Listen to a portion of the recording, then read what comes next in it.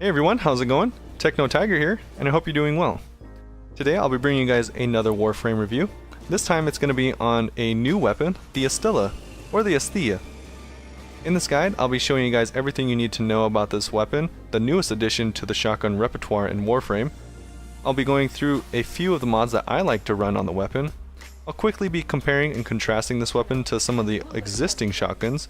And lastly, I have some gameplay lined up so you guys can see how I like to best use this weapon and a few situations in Warframes that I think it works really well with. So, without further ado, let's jump into the weapon stats. Here I am on the weapons page on the market to show you guys a couple of the ways that you can get this weapon. First, you can buy it with either 240 platinum, or you can simply buy the blueprint. I really like the blueprint requirements because I don't feel like it's too overboard, so if you can afford this weapon, I'll definitely recommend trying it. It's actually really fun to play with. So now for the stats. This is Mastery Rank 7, so make sure to look at that.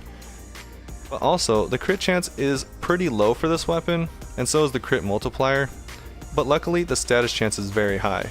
We're going to be using this mostly in our build, but this is a hybrid build, so we will get to use both. Now with that being said, let's jump into the mod so I can show you exactly what I mean.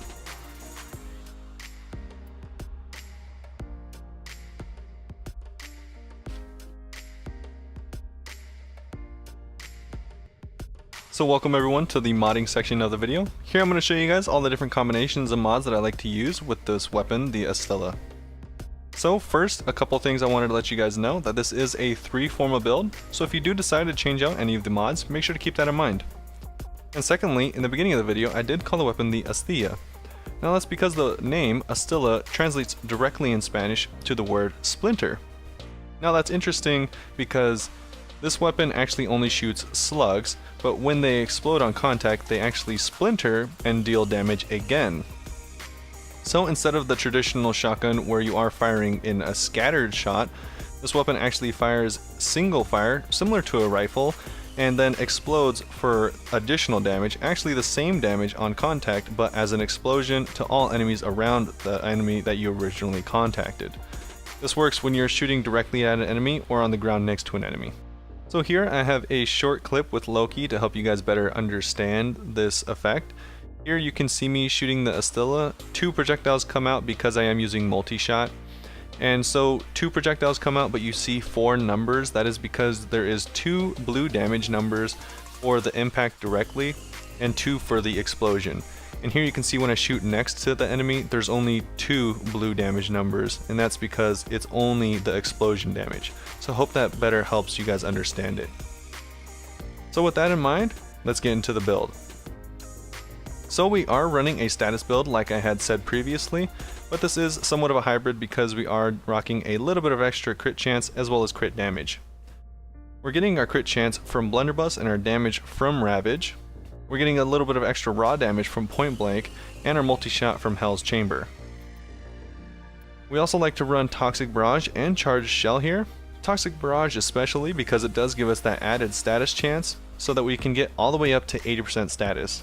Like I said, this is more of a rifle, so you're going to want a higher status chance than you would normally with any other shotgun. Lastly, we are running Blaze and Chilling Reload so that we get the blast on top of the corrosive effect. I really would like to keep Blaze, but you definitely have some wiggle room when it comes to Chilling Reload. The reload speed is more just for convenience. So if you were to swap it out, a couple recommendations that I have is Repeater Clip if you're not running out of ammo, Laser Sight if you're able to get lots of headshots, Vicious Spread if you're close to an enemy, similar to something like Hydron, and lastly, Accelerated Blast for a bit more fire rate. While all these are good choices, I feel like Accelerated Blast was the worst of the few that I had tried.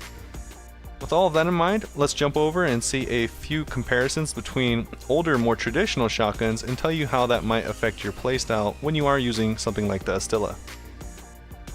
So here we are at my arsenal. I quickly wanted to go over the difference between the Astilla as well as the Tigress and the Heck variants. And so the Tigress and the Heck variants are more traditional in that they're used commonly and they're used to great effect in because they can one-shot enemies at a very high level. They have a low rate of fire and they both are scattered shotguns, so more traditional in all of those senses. The thing is, the Astilla is not going to be as powerful outright or per shot as the Tigris or the Heck. The Tigris and the Heck can one-shot enemies very high into sorties, while the Astilla won't be able to one-shot enemies in these sorties. I do have a few clips in the gameplay to show that it is still extremely effective in its own right, especially if you're able to get into a couple niches or use a couple of Warframes that work extremely well with it. This weapon in hallways, because of the explosive rounds, are extremely effective. It is really fun to play with and I would highly recommend it. Just so you know, the gameplay is going to be different than if you were to use a Tigris or a Heck if you've used those in the past. So with that in mind, let's jump into the gameplay, and I hope you guys enjoyed the video so far. Hey everyone, welcome to the final part of the video. This is going to be the gameplay section where I show you guys what Warframes I think work best with the Astilla and how I use it to great effectiveness. And so in this final part I am in a sortie. This is 80 to 100, and this is the first frame that I think works best. This is definitely the best by far, is because Nidus is very tanky, so you can get really close if you need to with the shotgun. But also secondly, his second ability that you just saw there groups all enemies together. So what I like to do here in these higher level sorties, especially when they're a little spread out like this, is knock them down with my 2 and then pretty much kill all the smaller enemies with my 1. Then I'm able to finish off the bigger enemies like this Bombard here with the Astilla to great effectiveness. As you can see, all of them died. And there, as you can see, this is also why I like using Nidus, because he is extremely tanky. That I also included in the clip because it's really funny. The radiation has a weird interaction where your teammates can kill you, I guess. I'm not really sure how that works, but I thought it was cool. And in this clip it just shows how effective the Astilla still is, even at high level sorties. I wasn't running into any ammo problems, I just was running a Carrier Prime with Vacuum. And so now we'll run into the next Warframe that I think works extremely well. And here, as you can see, we're on Hydron Sedna. I'm doing a bit of XP farming on Saren Prime, and so you can use this on Saren or Saren Prime. I found it to be extremely useful, and it's probably my new favorite weapon to use when I am farming with Saren. Previously I was using weapons like the Mutilis Cernos, and there is a couple problems with that weapon, and those drawbacks are solved by using the Astilla. So in that case, the Mutilis Cernos does do a lot of damage and is able to break all of the spores at once, but so is the Astilla. And the Astilla is also able to deal with heavies as well as Noxes extremely effectively. You saw how quick it dealt with level 100 heavies, so imagine they can destroy Noxes in just a couple shots, and so that's why I like to use it for Saren now. This is by far my favorite build, but I think it's most effective with Nidus. So that's pretty much the whole build. Make sure that you are trying to use this weapon as best as you can in hallways and trying to use as much explosive effect as you can. And make sure that you know it's not like the Tigris, so don't expect to run around one-shotting pretty much every enemy. Although as you can see here, the damage is no joke. So that is about it for this review and guide, guys. I hope everyone enjoyed it as much as I liked producing it. This is the best way that I found to use the Astilla. If you guys have any other better ways, please make sure to tell me about them in the description. I do read all of your guys' comments every time you comment them, no matter what it is. So, you know, feel free to tell me about it in the comments and I'll try it out for myself.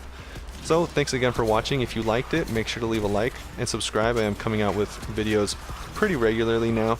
And if you guys do use social media, I'll leave a couple links for stuff that I try to be active on down in the description. Thanks again for all your guys' support, and I hope you enjoyed the video. I'll see you next time.